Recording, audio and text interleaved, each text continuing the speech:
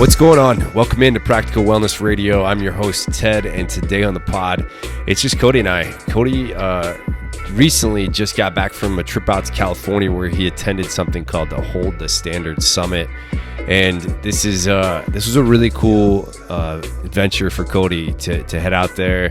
He talks about that. He talks about some of his takeaways, and I think it's pretty cool of him to share a lot of the thoughts and things that he kind of was able to absorb and learn in this 2-day summit out in California. And we're not really going to talk much more about it here in this intro or even offer up our warm-up waves, because I feel like this episode is kind of all, I don't know, a little deep in a way, but I don't know, I admire Cody, and I think he does a great job of trying to, relay as much information back to us that he took away from this summit, but without it being a lecture and without it really drawing away from what the summit really was. So let's just get right into it, and here is our conversation with Cody on the Hold the Standard Summit.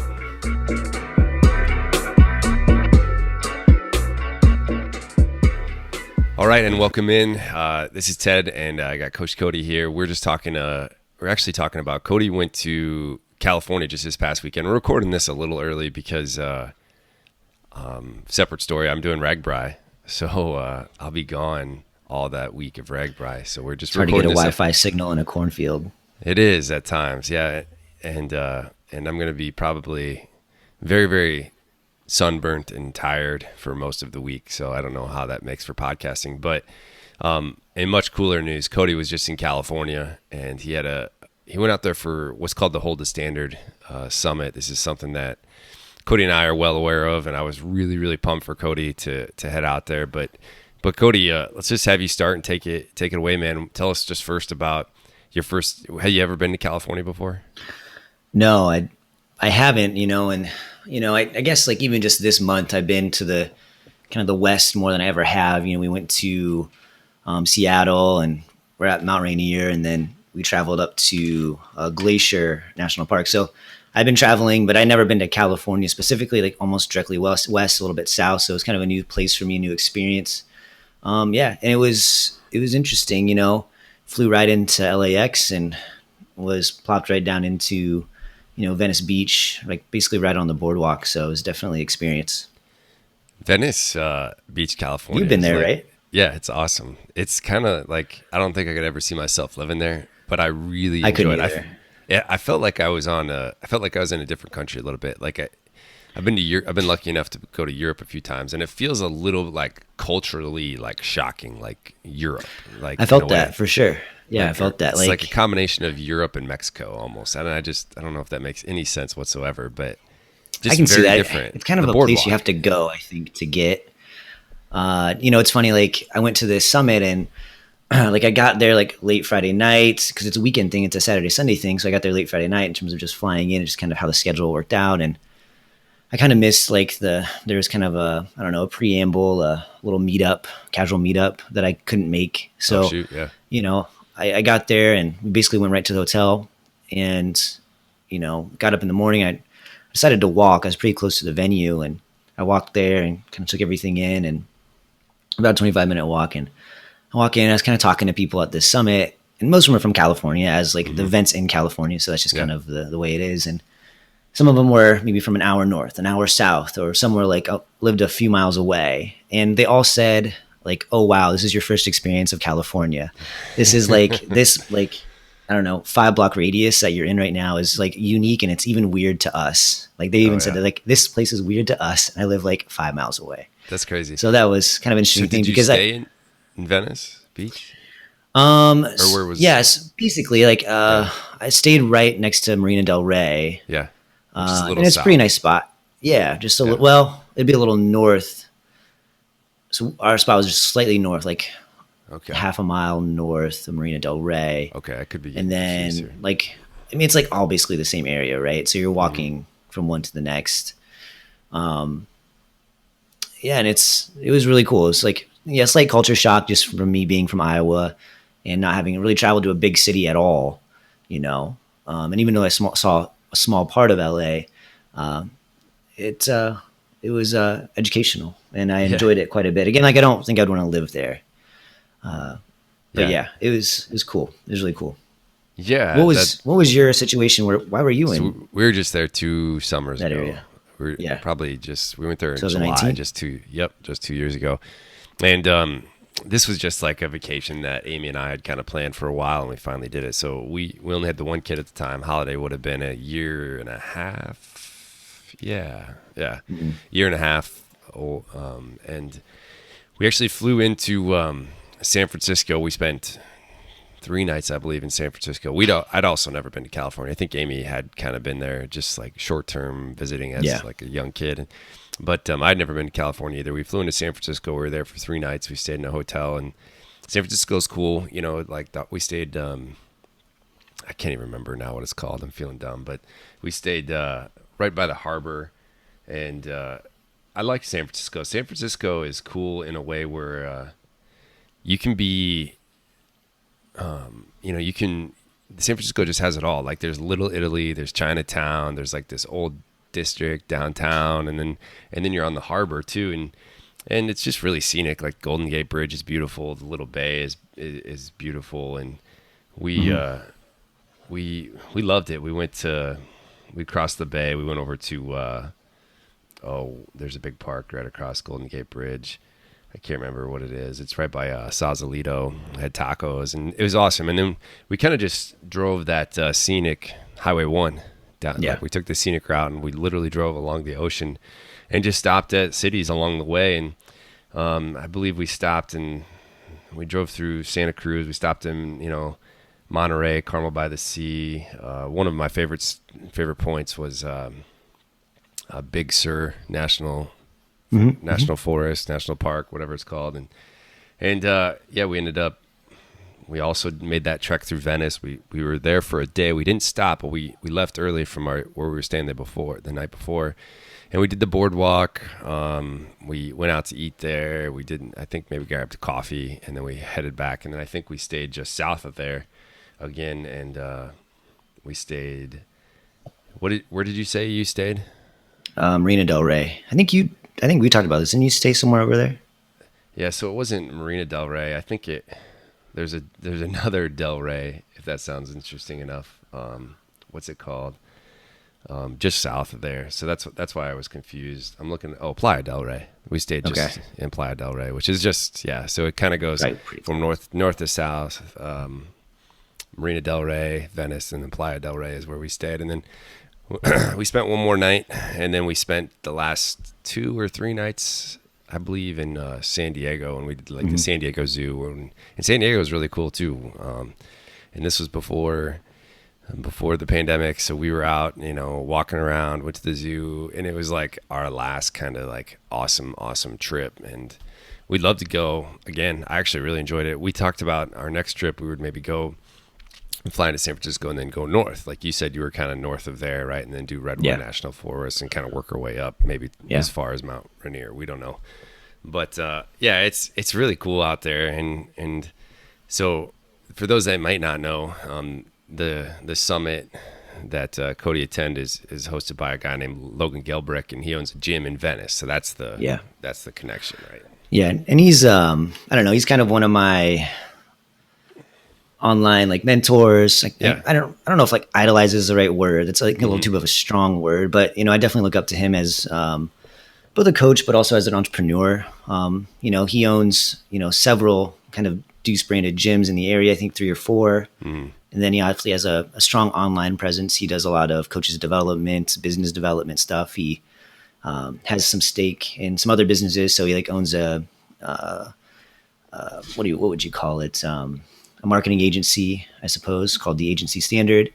And then he also, I think, has some stake in some like footwear apparel, Strike Movement. If you're familiar, Ted, I think you are. I think you have some of their jam as well. So he has a lot, and he's a successful entrepreneur, and he would even identify that he's also failed as well. And I definitely appreciate that and who he is and how he presents himself and the information that he puts out and how he tries to challenge people to elicit growth. For sure. And I think you can, what's his Instagram handle? Functional Coach. So at Functional Coach, you can find him, or his gym is called Deuce Gym. as well. Cool guy. He has a book called Going Right. I think that's a great book that I've read, and I think everyone should read that. Yeah. So Cody and I we took his online coaches prep. Yep, Coaches Prep 101. And then I actually administered it to, when I was running Fort Collins CrossFit, to all of our coaches, just because I thought it would be a great opportunity for all of us. And like you said, Cody, it's all about growth. And I know it's kind of, to some people, they might be like a little eye rollish when they hear just some of this, like, you don't want to call it self-help, but it's just, I think it's the thing that you have to acknowledge, though, right? Mm-hmm. You can't, and we talked about this a lot over the weekend. It doesn't just happen on its own, especially at a certain level. We can talk about that later, but yeah, go ahead. Yeah, no, I think you're right on. It's kind of exactly what I was going to say. And one of his first kind of coaching prep videos is, and he talked about, what I really enjoyed about it is it's really, really big on leadership, and it's not necessarily like, it uses coaching and coaching fitness as the context, but there's an underlying like let's just be better people, be better humans, and that includes, like, one of his big things, and maybe I hate to step on your toes because you're probably going to talk about some of this, is seeking out disconfirming information, right? Absolutely. I was just thinking that. That was the big first video that we watched as a coaching staff, and he talked about it's hard for us to understand what our faults might be unless we actively seek out disconfirming information, right? So if you believe something, and for me, I enjoyed it because I as the head coach, I was a business owner, and I kind of probably and admittedly get stuck in my ways at times where I was like, hey, I'm the owner, this is how we run it, or this is how we coach this movement, this is how we do it, and it opened my eyes in a way to, like, hey, there's a number of different ways to do things. Sure. And on the other side of the coin, though, too, is like, as the person owning the business, like, you are, required, especially if you want to run a successful business, to hold a standard, right? And you have to help, encourage, pressure, whatever the verbiage you want to use, to get your team to hold that standard, the standard that you set. And assuming it's the correct standard, I mean, obviously you can have a fault in setting maybe poor standards, right, as a leader. But that's the other side of it too, is, we want to be adaptive, we want to push growth, but what are we growing towards, which is, again, that set standard. And that can be, a movement standard, right? If we're thinking in the context of exercise, right? In terms of a squat, what's the standard of a squat? Are you there yet? No one is. No one's ever going to completely hit the standard, but the point is always to push towards the standard. To chase the standard, to hold the standard, yeah. Yeah, so we took that kind of online, and then Cody, you branched out on top of that, correct? What did that look like? Well, no, so here's what I did. So I kind of did that with you and your team. I always felt that I was a part of the Fort Collins CrossFit coaching staff in Iowa. From afar, yeah. I mean, I coached there for a week while you were out of town. That's right. Opened the gym. But it was on the payroll. Even Cody and I have been bouncing ideas off each other for a lot of years now, right? And so this was just something that, I included you, or you included me, and whatever. But absolutely, yeah. So how did this? Well, I took it again, right? Yeah, you took it for a second. I took it again because the first time I did it, I went through all of it. I watched all the lectures. It's 9 months long. You have a lecture a week, and then you have some type of assignment or task, something that maybe is challenging, especially as you get into the leader stuff. Like, that was kind of uncomfortable, self-reflective. And I did all that, but I didn't do it. You know what I'm saying? I didn't write things down. I didn't, in your Facebook group, I didn't post those on the Facebook group as was maybe encouraged. So I ended up doing it again. I had the opportunity to do it again. And by myself, I didn't do it with like anybody else, like I did the first time with you guys. And I did everything like legitimate every week. I was on a schedule, my lecture opened on Thursday, and I would either start it on Thursday, finish it on Thursday, or finish it on Friday. I'd always start it on Thursday though. I get it done before the next one, right? And some of them were longer, so I had to take a few days to do things, but I always did it, and I did all the 9 months without fail, and that eventually ended up leading me to communicating with him more. And long story short, I decided to do this Hold the Standard Summit, which it's outside of my comfort zone. Traveling to a place I've never been. I'm very much like an introvert, a homebody, a hermit, if you will. Give me the four walls that I'm used to, which isn't good in terms of long-term development. So I understood that. So right when basically the registration opened for this, I think in April, I was like, I'm doing it. Signed up. I was probably like one of the first couple people to sign up for it, and booked a ticket, a couple weeks later, and followed through. Absolutely. And it was great. And I think I wanted to talk about this, for kind of my own sake, helping me digest. So talking about it helps me digest the information and be able to use it more effectively. So this podcast is a bit of a selfish endeavor, maybe in some ways, but I thought it might be useful to talk about it in a space where people could listen. You and I could talk about it, and maybe someone can get something out of it, right? Well, yeah, for sure. And how many people were at the summit? How many attendees were there? That's such an interesting thing. So, and that kind of, I'll segue and then segue back, right? Yeah. So this is definitely, it's not a coaching, and I had to explain this to my clients and stuff. This isn't a coaching thing. It's not a fitness thing. I didn't learn how to program better. I didn't learn how to give cues to any movements or run a gym specifically. It's a personal development, organizational development summit, right? Conference, whatever you want to put on that as an identifier. And kind of with that, there was, I think 40 to 50 people there, right? Cool.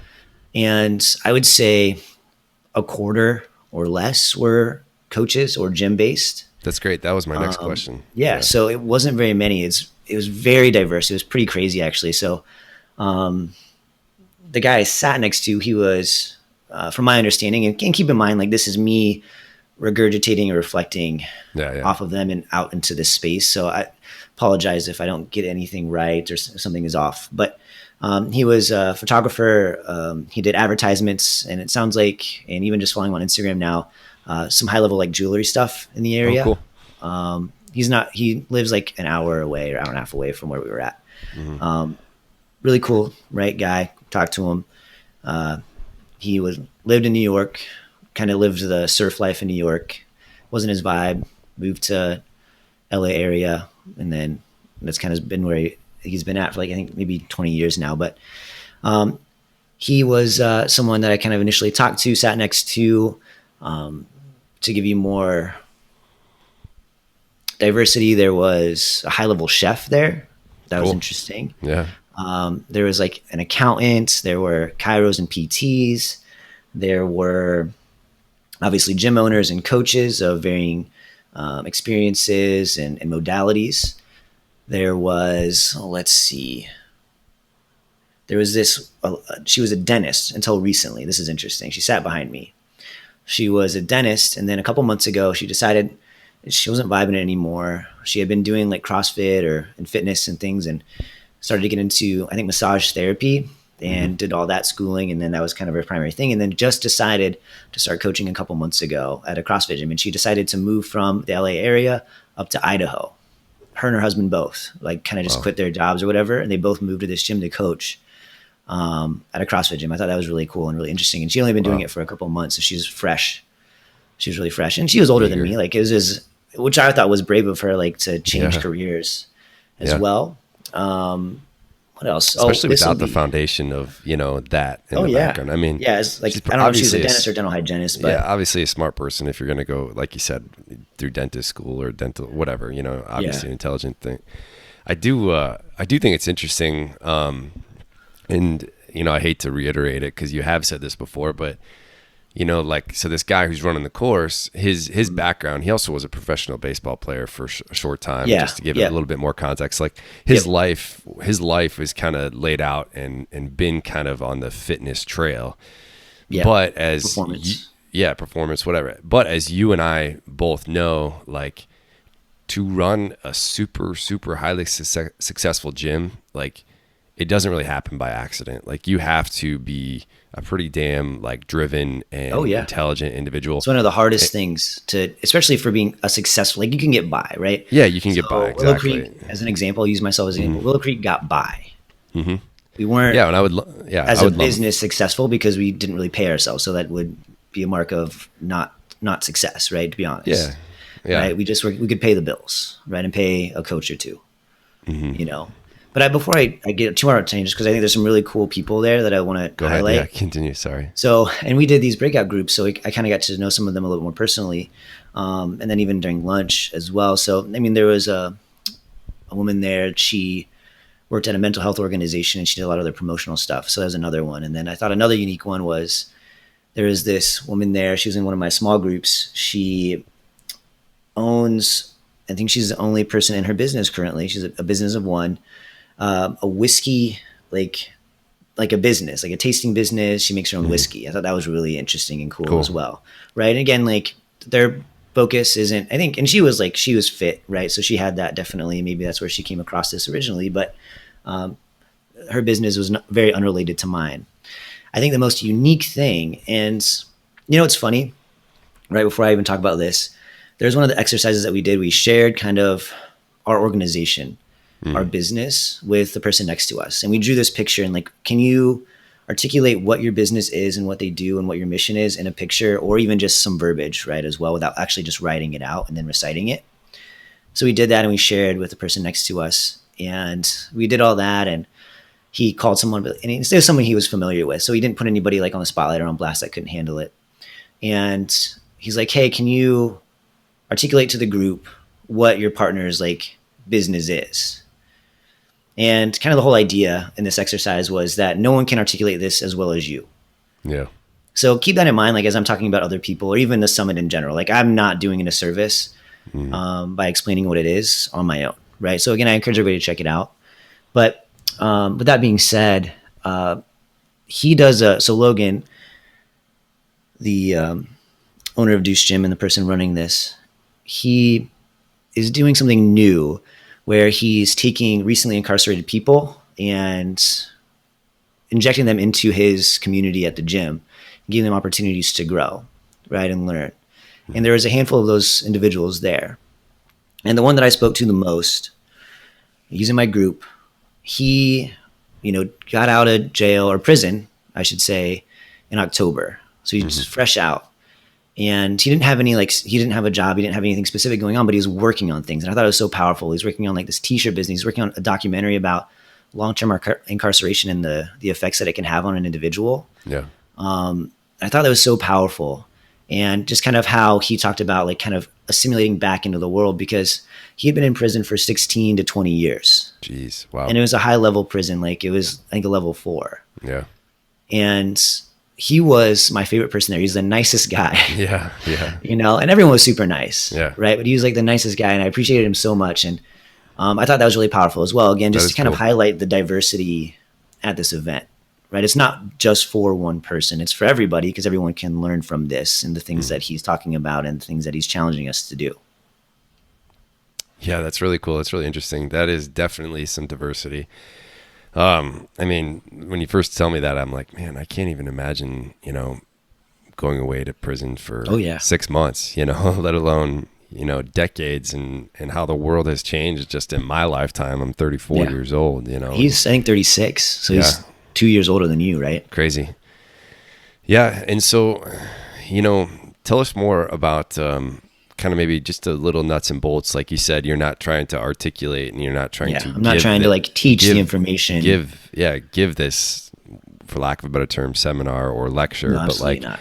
what were just, what are some of the takeaways that you want to brag about in a way? Like what are some of the biggest things that you walked away like with and that you're looking forward to implementing?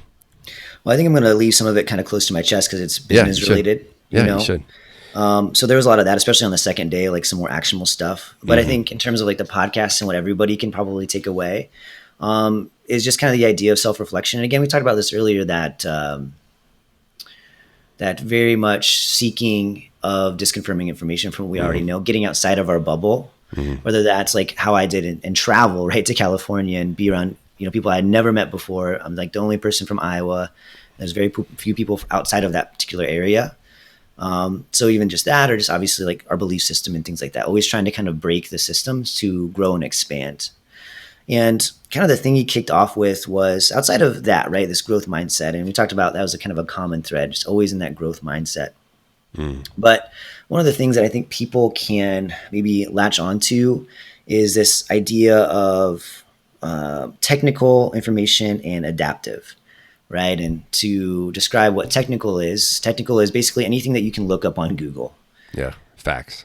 Yeah, facts, like subject matter experts, books, things like that. Like it's just matters of information, right? You have a question, you just need information to solve it. And we're in a very like technical age, right? You can literally like Google something, like, and I think before you Googled the Marina, Playa del, whatever that was, right? You just Googled it. But before, I'd have to get a map out, and you know what I mean, and that, it'd still be technical information, but it'd be harder to find. Now, on the other hand, is adaptive, right? So, and that's what we want to try to be as leaders. We don't want to be technical leaders. Technical aspects matter, right? We need to know the technical things. So even me as a coach, I need to know technical information, right, for my clients to succeed. But we also need to be adaptive. And that's something that's harder to grasp. It's harder to grow, and it's harder to expand upon, right?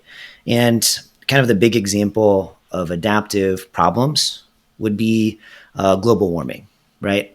There's no clear way to solve for global warming, right? As an example, and as a coach, what does adaptive leadership look like? Adaptive coaching, right? Maybe at a lesser extent, you have a client, my elbow hurts. Okay, what do? We need to be adaptive on it. There's certainly some technical things that apply to that, but again, you're able to move, adapt, and meet a client's needs. Now, leadership as an evolution of that is a little more complex and nuanced, but same ideas, same principles will apply. So, whoever's listening to this, think about technical information, but also adaptive information, how to solve for those problems as well, right?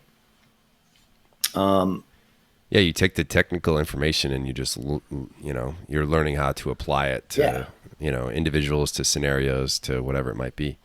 Yeah. And I think a lot of times we try to solve adaptive problems with technical information, right? Or technical solutions. I think you're right. Absolutely. And then you have this diminishing return, right? So that was one thing that we kind of started off the weekend with. And I thought that was really important in terms of starting to maybe look at growth and where my kind of the holes in my game are, for lack of a better word. Does that make sense? No, it makes perfect sense. And without getting on a tangent too much, in our coaches staff meetings, we always talked about where our weaknesses lie. And again, we're going to use fitness scenarios because this is a fitness based podcast, but sure. I do understand. And you've said before that this isn't a fitness, clinic, summit, whatever, but we would talk about where our weaknesses lie. Is it from a technical standpoint? And we didn't use this verbiage because this is kind of new to me, right? You and I are just talking about it right now. But we would talk about is it the function or is it the technical? Like I struggle to teach people how to do kipping pull-ups. I struggle to teach somebody how to do a deadlift. Right. Or what was the other scenario? The application, right? So you're talking adaptive versus technical. Yeah, adaptive. Or is it the adaptive, right? Somebody can do it and they're maybe meeting it within a certain letter of the law, but you need to reach them and connect to them to get them to, maybe just see a different perspective, right? It's not even, I don't even want to go as far as say do it better, but just can we connect with this person to just see how a higher level result. Yeah. See if trying a certain different scenario can reach, like you said, a higher level of result. Yeah. It goes down to adaptive change. And this might be a good segue. I might kind of expose myself a little bit.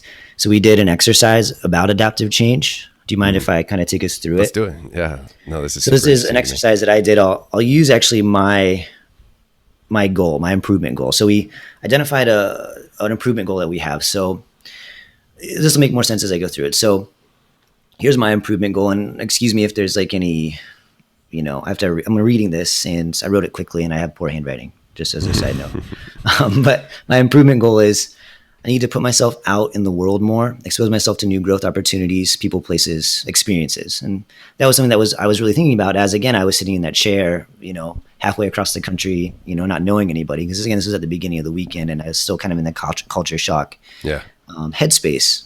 So that was my improvement goal. So we then identified what are we doing and what are we not doing, right? As it relates to not reaching that improvement goal, right? Which is, exposing myself basically to new growth opportunities. So right now, as an example, I stay within my boundaries, right? And if we look at maybe my business specifically, I don't reach outside of my community, right? I stay within my community.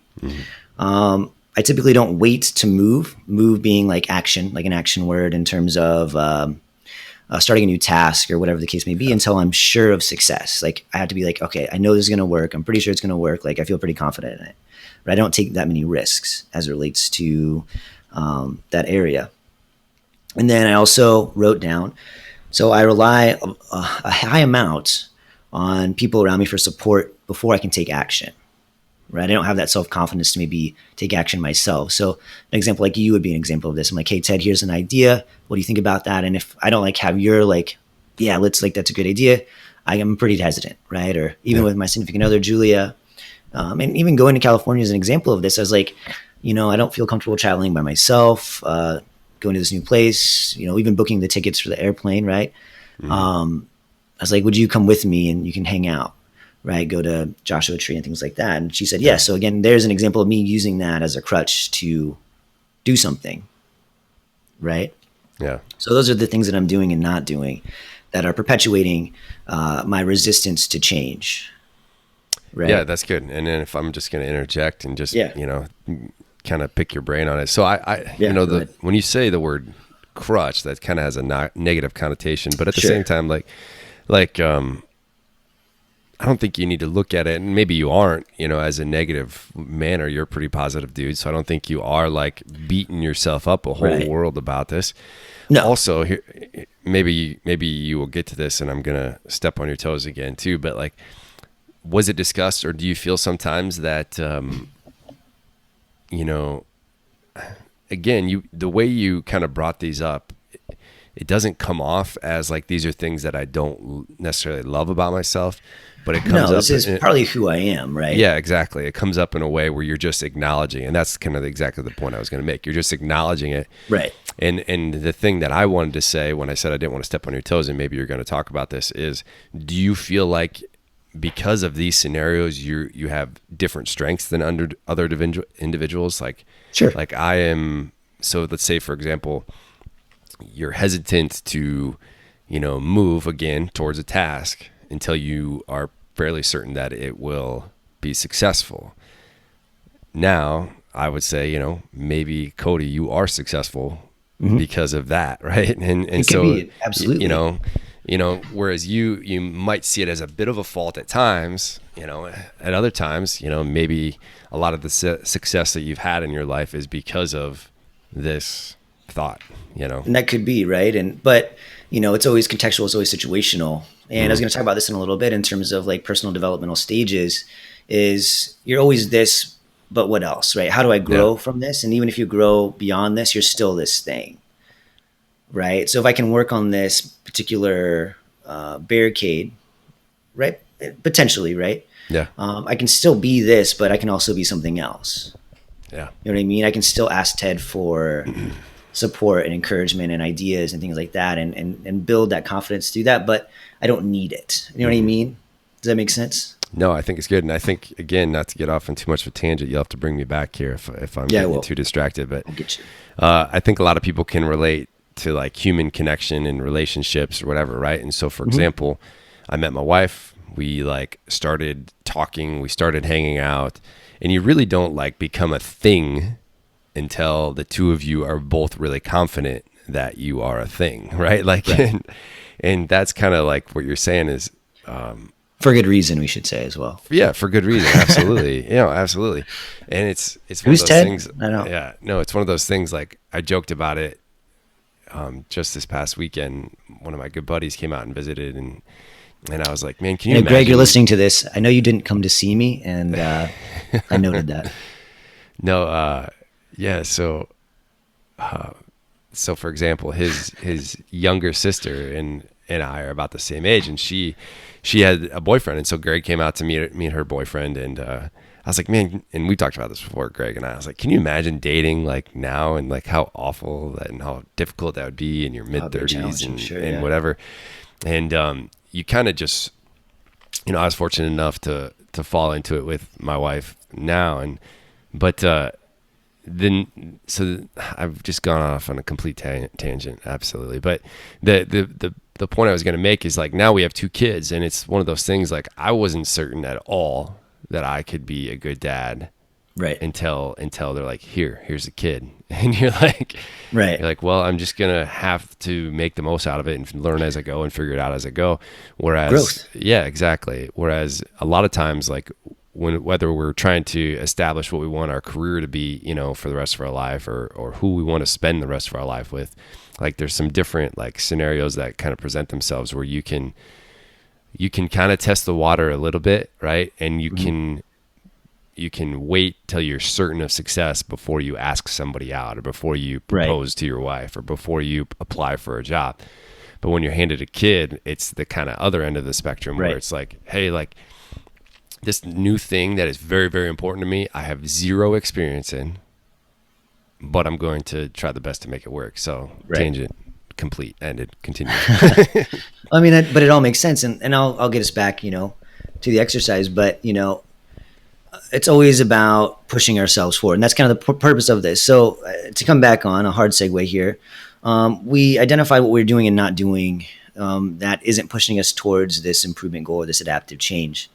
So the next step was to create a worry box, right? And the statement is, I worry that ... right? If I do this thing, right? This change. So for example, I worry that I'll be rejected, right? If I expose myself to new growth opportunities, people, places, etc. Right? I worry about the unknown. I worry about being a failure. I worry about not being good enough. I worry about being exposed as a fraud.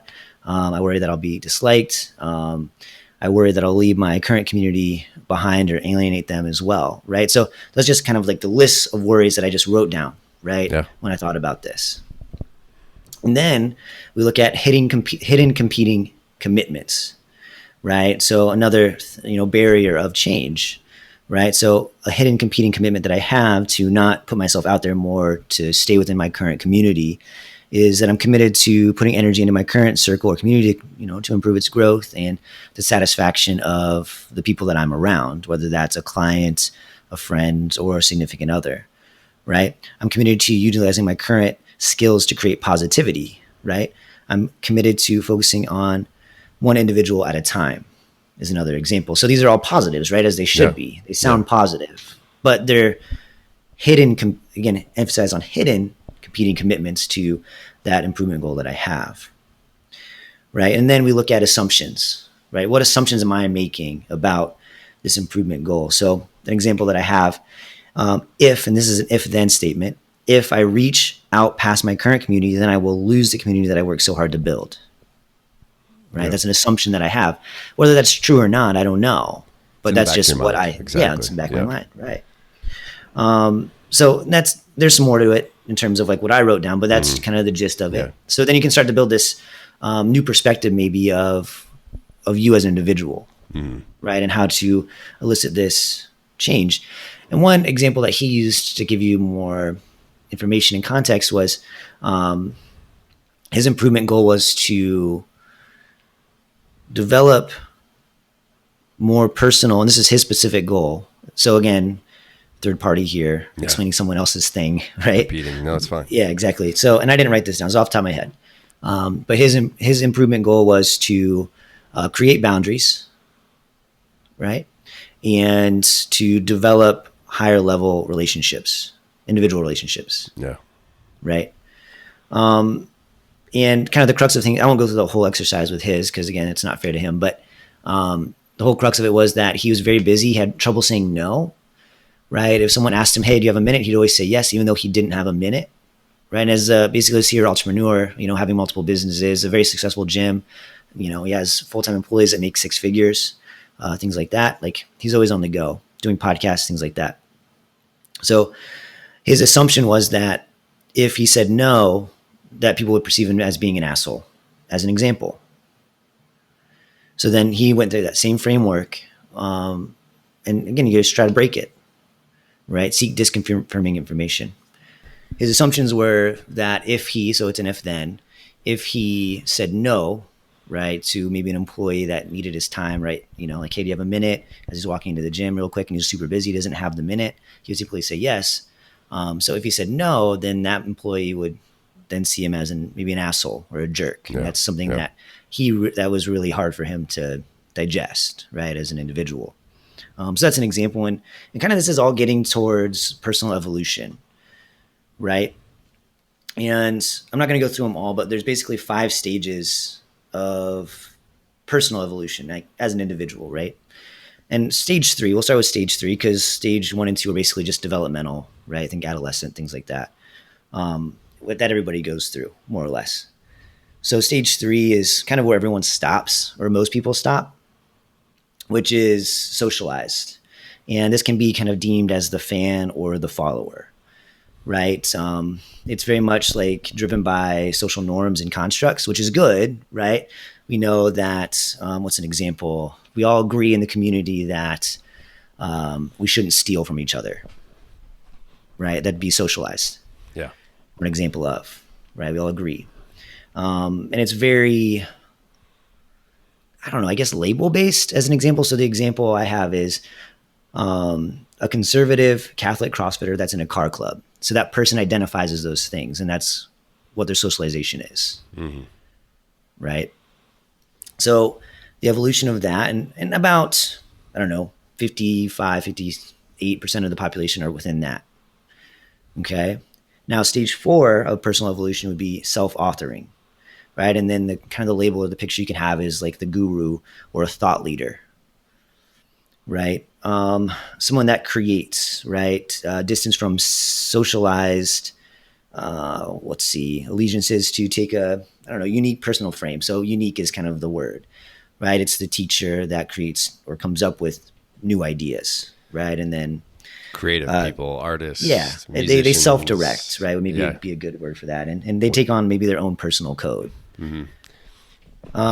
And about, I don't know, 35% of the population probably achieves this, right? As an example, right? Maybe, and you can think of maybe identify your favorite, this is kind of more, we talk more fitness stuff. So maybe like your favorite high-level coach, right? So if we think about, for me, I think about like Catalyst Athletics, right? Yeah. Greg and Amy Everett, maybe as examples of this. But again, I'm just, that's my perception. No, I think that's good. And then stage 5, which is about 1% of the population, is self-transforming. And this one's a little harder to conceptualize. I struggle with this, so bear with me. But if we kind of envision this, it's kind of like the balcony view, right? You can see, so here you go. You're at a party, right? And they're out having fun. You're on the balcony, hence the balcony view. And you can see the whole party. You can see the people dancing. You can see the DJ doing his thing. And these are all separate things, right? But you can see it all. Okay. And this is the person, or if we identify them as a leader, this is a leader that leads to learn, right? It's kind of meta, like a meta leader, but they continually seek disconfirming information about their designs. So specifically their designs, without being actually limited by the lens of design. And I know that's kind of a brain buster. That is though, but I think that's okay. Yeah, no, it's the person who. That's why no one ever gets to this particular level. You can literally see your perspective. Well, so you and I are having a conversation, right? And I can understand your perspective, right? That'd be like self-authorizing, right? As well as my perspective. I can understand both, which is great. But the self-transforming can see, it's like a third person watching us. So I come out of my body and I watch us have like an argument, right? And I can see both perspectives, my perspective, but also without any emotional bias as well. It's interesting. So is this person in a stage 5, can they do that in the moment, or is that something that they realize later on? Or is that up for interpretation? I think that's probably, I think they can, it's up for interpretation. I'm not there. Yeah. So, you know what I mean? Well, it's interesting, right? Like, restriction, but they can do it in the moment, right? I think that's the whole idea. Yeah. Right. But the thing is like, you can't stay on the balcony. So I think one of the biggest things, right? We're not going to take too much time to try to understand this, as I'm trying to understand it myself. You know what I mean? But the biggest thing is, and we all got these Russian dolls as part of our participation in the summit. Oh yeah, yeah, I've seen these. So this is like the Russian doll concept, and I mentioned this earlier. You're always that thing, and then the previous iteration, right? So if you reach stage 5, you're self-transforming, but you're also self-authorizing. You're also socialized, right? You don't leave one behind to become another. So even though you can do the balcony view idea, you can still, be a thought leader and guru, right? And you can still follow socialized norms and things like that, and be a fan, right? So it's again that plus what it was or previous iteration. Yeah, and correct me if I'm wrong. These are all. You can be a leader in each stage, correct? Sure. Yeah, right. A leader would though trend to be authoring. So stage 4. So I think it would be hard to be a leader in stage 3. You could be, right? And it could be different hats. Like you may not be in stage 4 for everything. Leader by name, maybe. That stage too. 3. But I'm even saying like I could be a leader. I could be stage 4 in a gym or in the fitness world. But maybe I'm a stage 3 in, I don't know, what am I bad at, Ted? Cars. Whatever, sports. I'm not even. I'm a stage 2 in sports. Yeah, well, and so for that's exactly it. Like I was trying to think of something, I don't know, and this is just again maybe like a personality trait of yours. I think you Cody are either, I don't even know what stage 1 or stage 2. I don't know if we really talked about those. We don't have to worry because they're just developmental. Yeah, Cody's personality traits are he wants to be stage 4 and beyond, or he's not really interested. Maybe that's maybe. Yeah. I don't know. And but then that would just make me stage 3 by default, right? Or I'm a fan. You're not even a fan or a follower of sports or cars, or I don't know. But here's the situation. How about this then? Like, Ted's like, hey, let's play a pickup game of basketball, and like you don't have a choice. You have to do it. I'm like, okay, like. I'm not a thought leader in this situation. I'm following for sure, or I'm a fan on the side watching. Yeah. Like, I'll participate as a cheerer. Yeah. Maybe that's a better way to conceptualize it. No, that is interesting. And I would even say I'm kind of like, so let's say sports and cars again, both those scenarios. Like I'm probably stage 3 if we were to talk about both those, because for the most part, any opinions or, things that I have about cars are either, some of them might be from my own opinion, but a lot of it, like I've only driven so many vehicles in my life, right. It's going to be me just basically taking other people's word, when they're talking about like, oh, this sport utility vehicle is very highly rated and, fully loaded, whatever it might be, right? You're just kind of, and then stage 4, I think most people would kind of say that's probably where most entrepreneurs might live, right? Yeah. Like we said, again, like artists or musicians, free thinkers, people with like really real concepts that they're trying to develop. And then that's stage 5 that you said, just to kind of wrap that thought up, is somebody that's like looking to have somebody dispute them in a way where like it'll make them better, not in a way just so they can argue with somebody and tell them that they're wrong, but like would you say they're leading to learn, I think is the verbiage. Yeah, leading to learn. And so stage 5, less than 1% of the population, like that's the individual who is saying, hey, this is how I do X, how I do something. What are your thoughts? Like, tell me, where I might be going wrong. Yeah. And I might dispute you, but I'm more than likely will say, that's very interesting. This is why I've done it. I've never thought of it in that manner. Perhaps this might help me. It might hurt me. Something for me to think about. Right. Right. And I'll say too, like, those at stage 5 are self-transforming. They probably wouldn't identify themselves at stage 5. Sure. Exactly. They'd always, you know what I mean? So that's always kind of the trick too. Yeah. And these people, and I want to kind of move on a little bit into something that's segues slightly, but still relevant. These people very much can hold or have the ability to hold opposing truths simultaneously, right? And maybe even inhabit multiple frames of reference or perception, right? I think that's, and again, it's like a little maybe heady, and I don't know if I can explain it any better than I already have. But yeah, I think, again, look into this stuff. I think it's really interesting. One thing too, especially as we kind of circle back to disconfirming information, because again, it's all about this growth mindset. You're either growing or you're not, is again, the disconfirming information.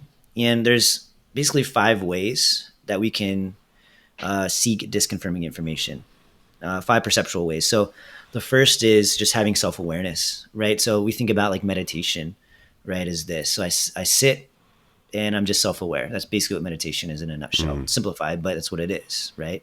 And we don't actually even get that often. Like you and I are not self-aware right now because we're engaged with each other. Yeah. And there's very little time in a day, if any, where you're self-aware in a way that is growth-oriented, right? Yeah. The next one is, and there's 5 of these, the next one is having the perception of others' awareness. Again, something that's maybe a little next level, but perceiving others and their awareness. The next, which kind of goes back to that balcony view, is the observer. So observing others, right, in an unemotional or attached way, right? You can find some disconfirming information there. The next would be group, right? And then before we even talk about that, and I know we're kind of running out of time, we might have to push on, but the next, and again, look all this stuff up. It's all good stuff and you'll get better explanations than maybe I'm giving it. And then the next is like highest version of humanity, whatever that looks like for you. It could be like God, or maybe even like, just came from California. So like maybe like love, like the highest expression of love would be another example of that. Yeah. So yeah, any questions or thoughts on that? I want to move on. There's a couple other things I think will be useful. Yeah. I think that's very interesting. I like what you said about self-awareness there, right? And the goal, like I always have this goal of being very self-aware, right? Like aware of like the things that I say and how I say them and how I approach people and all that. But you can't be fully self-aware at all times either, because then you're probably not a very good communicator. You're probably not very invested in what you're doing. You're probably whatever. And so I think those are almost the two truths that are at, odds against each other at times, right? Like, you want to be present, you want to be active, you want to be able to be invested in this conversation right now that we're having, but yet this is a podcast, so I don't want to sound like an idiot and I don't want to say something stupid. And that's all in the back of our heads too, right? Yeah. So go ahead. Where are we going next, Cody? Well, I wanted to go next, and it all kind of, it melds together, right? So kind of the next thing, we talked about performance, peak performance a little bit ago. And before we even get into that, I think, again, this was a leadership event more than anything, self-development, entrepreneurial, but leadership. Yeah. And one of my favorite things that he talked about, and he asked the question, what is leadership? And his definition of leadership is just basically to be accountable to the result, which if we use that definition, everyone is a leader, right? Everyone in an organization is a leader, as an example, right? Everyone on a sports team, if they are accountable to the result, they're a leader. And that puts a lot of control, or a sense of control, for everybody. And if everybody has that mindset, we're more likely to have success. But understand this, if we look at even just peak performance, we have to understand what we can control as a leader and what we can't control as a leader, right? So basically what you can control is effort, attitude, which basically equates to the process. Yeah. Okay. The things outside of your control are basically everything else, right? Yeah, exactly. The list goes on and on and on, and which ultimately is the result, right? Right. So you don't ever have direct control of the result, but basically just the process to the result. Okay. Because there's so many things outside of your control. I think that's a really powerful thing, right? It's something that you can grasp onto to help you manage your stress, manage your life, and understand, hey, where can I put my effort in? Where can I put all this energy that I have into this? I'm not going to worry about what the weather is. If I see weightlifting summit coming up, I can't worry about the weather, if it's going to rain or not. I don't have any control over that. Yeah. Right. I can plan for if the weather is poor, right? And what I would do in that context, but I can't change or, make the weather what I want it to be. Yeah. Great example. Yeah. And you'll get a kick out of this, I think, Ted.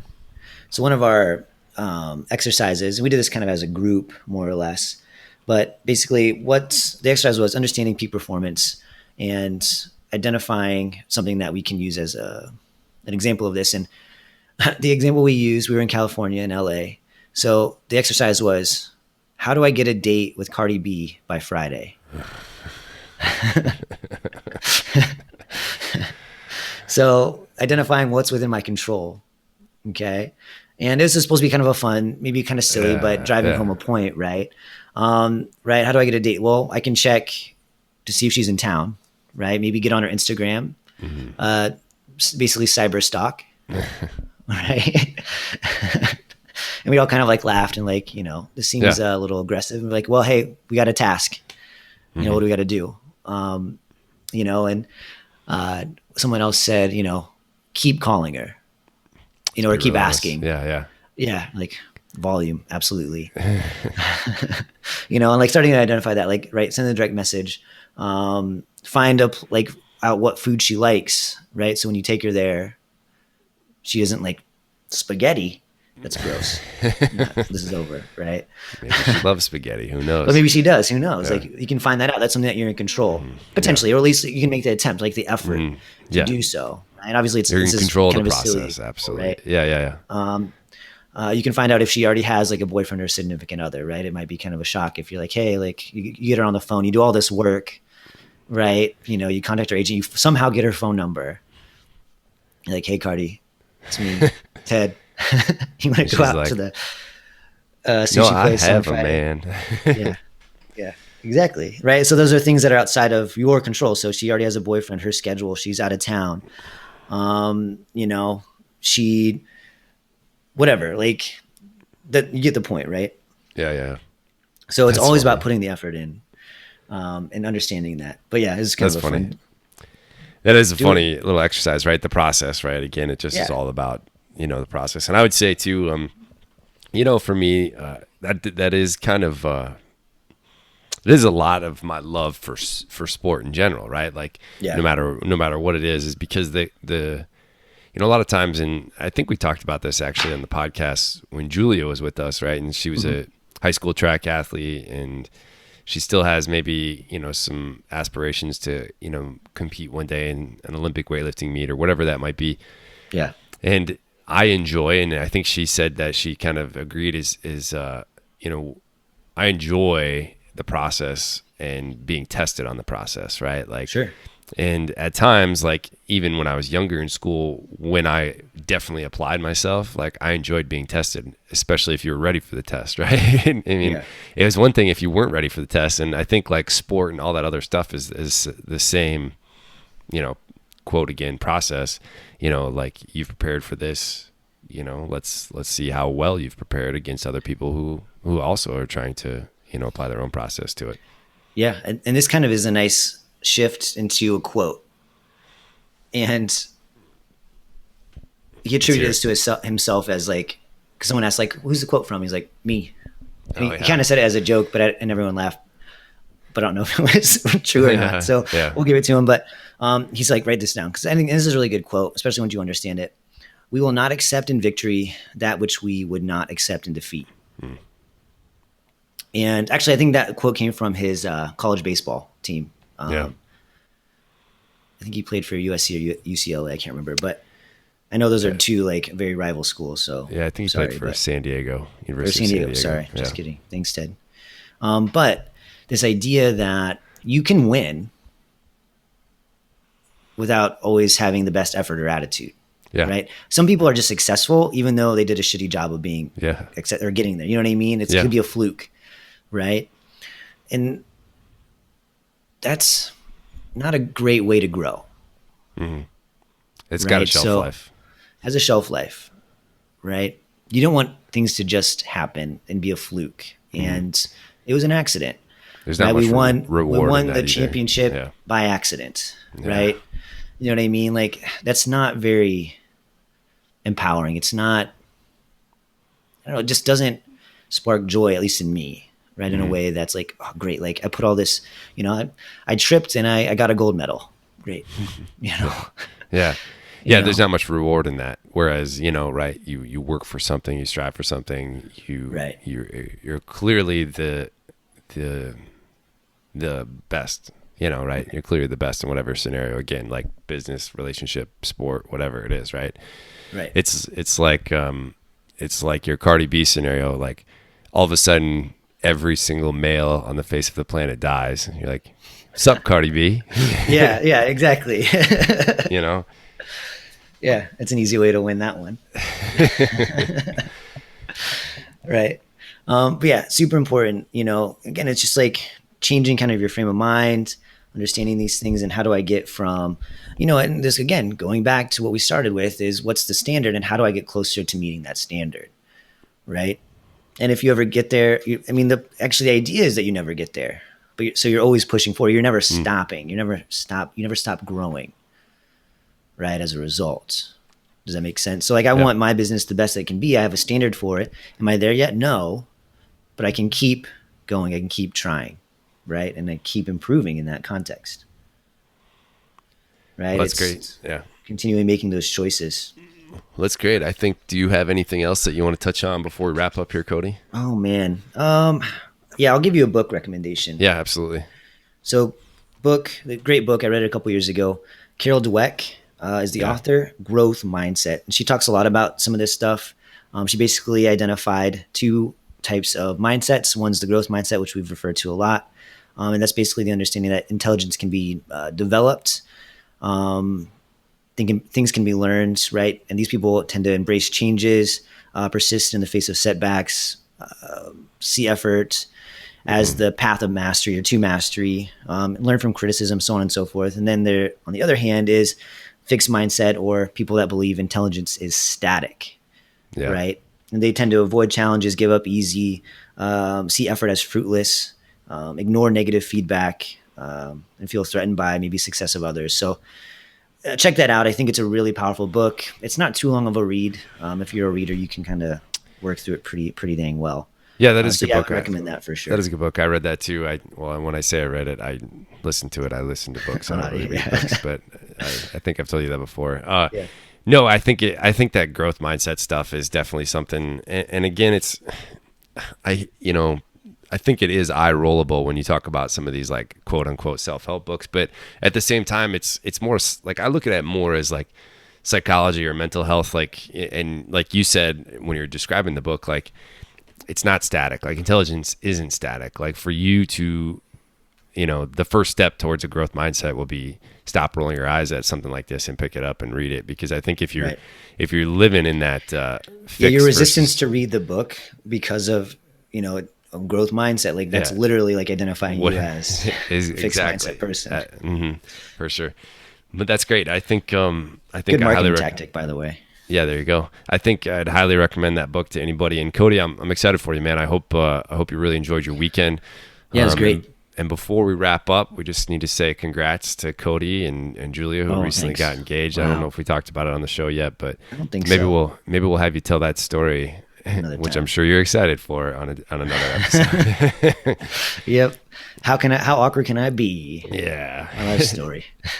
Awesome. All right. Well, thanks so much for listening.